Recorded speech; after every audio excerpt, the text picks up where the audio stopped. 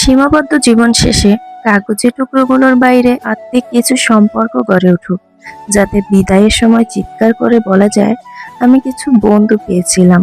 ভালোবাসা বন্ধু মানে কোনো কারণ ছাড়াই হঠাৎ ফোন করে বলে, চল কোথাও যাই। জীবন তো ক্ষণস্থায়ী, কখনো কখনো আমাদের কিছু স্মৃতি থেকে যায়। জীবনে একদিন সমাপ্তি ঘটবে, তবে থেকে যাবে আমাদের এই কিছু দুষ্টু মিষ্টি স্মৃতি। বন্ধুদের সাথে কাটানো মুহূর্তগুলো হলো জীবনের সবচেয়ে মূল্যবান উপহার। আসসালামু আলাইকুম, সবাই কেমন আছেন? আশা করি সবাই ভালো আছেন।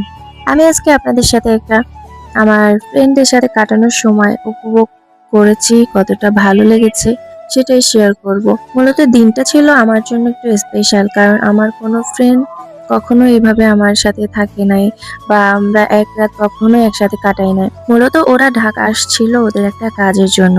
যেহেতু তারা এখন রেজিস্টার নার্স, তো তখন তারা লাইসেন্স পরীক্ষা দেওয়ার জন্য ঢাকা আসছিল তাদের আত্মীয়দের বাসায়।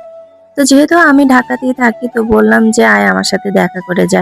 আর আমার ফ্রেন্ড আমার সাথে না দেখা করে কেমনে পারবে। তারপরে আসছে, খুঁজতে খুঁজতে আমার বাসা পর্যন্ত চলে আসছে। আর আসছে ওই দিনকে কি আর আমি যাইতে দিমু?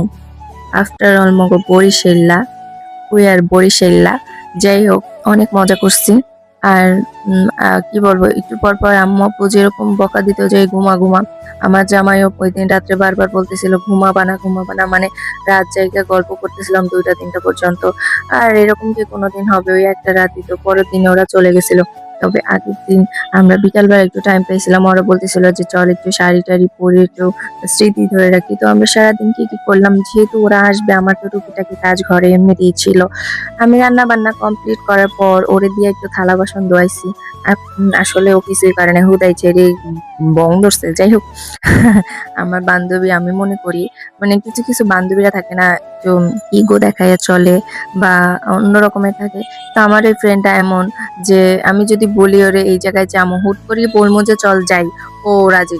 মানে এদেরকে বললি এরা রাজি, আর কোনো কথাই না। কবে খালি ডেটটা ফিক্সড করলে কি করে বের হবো এটা বললেই হয়ে যায়। তো এই জন্য আমার লাইফে আমার মনে হয় আমার একটা বেস্ট পার্ট ওরা। কারণ এই সময় এসে ওদের মতো 2জন ফ্রেন্ড আমার আছে। আমি সময় মানে আমি সময় বের করব সেই আশায় ওরা থাকে। মানে ওদের জন্য আমার সময় কখন বের করব তখন ওরা থাকে সেই আশায়। কারণ হচ্ছে যে ওদের কাছে আমার জন্য অফুরন্ত সময়। আমি যখন বলবো ওরা চলে আসবে। আমি যেহেতু সংসারী মানুষ, 2টা বাচ্চার মা, আমি তো একটু বিজি থাকবো স্বাভাবিক। তবে আমার জন্য ওদের সময় সব সময় আছে। কতটুকু আপনাদের বুঝাইতে পারছি আমি জানি না, আমি এমনিতেই কথা গুছাই বলতে পারি না। আমরা 3জন শাড়ি পরলাম, একই রকমের কালো কালারের শাড়ি পরে আমরা ছাদে যেয়ে কি কি বংচং করছি তা তো ভিডিওতে দেখতেই পারতেছেন। তবে এখানে আমাদের যে ছোট ছোট খুনসুটি গুলো, এগুলো আমি শর্ট ক্লিপস হিসেবে আমি আপলোড করব। তাই জন্য এখন আমি ভয়েস ওভার করতেছি, রিয়েল ভয়েস দিচ্ছি না। আমার অধিকাংশ ভিডিওতেই ওদের 2জনকে দেখবেন। আমরা 3জনাই প্রায় সময় একসাথে ঘুরতে যাই। আর আমি এই দিনটা অনেক মিস করব।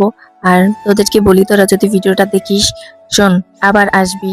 আমি চাই বারবার এই দিনটা আমার কাছে ফিরে আসুক। আমি চাইবো সবার জীবনে একটা করে বন্ধু থাকুক, কারণ বন্ধুবিহীন জীবন একদমই সুন্দর না। আপনারা শুনে অবাক হবেন, আমাদের ফ্রেন্ডশিপ কিন্তু শুরু হয়েছিল মাত্র 1 মাসের। আমরা 1 মাস মাত্র ছিলাম একসাথে। আর তবে এখন কিন্তু ফ্রেন্ডশিপের প্রায় 8 বছরের কাছাকাছি। যাই হোক, আজকে আমার ভিডিও এই পর্যন্ত। আপনাদের কাছে কেমন লাগছে অবশ্যই জানাবেন। তো সবাই সুস্থ থাকবেন, ভালো থাকবেন, আমার পেজের সাথেই থাকবেন। আল্লাহ হাফেজ, টাটা, বাই বাই।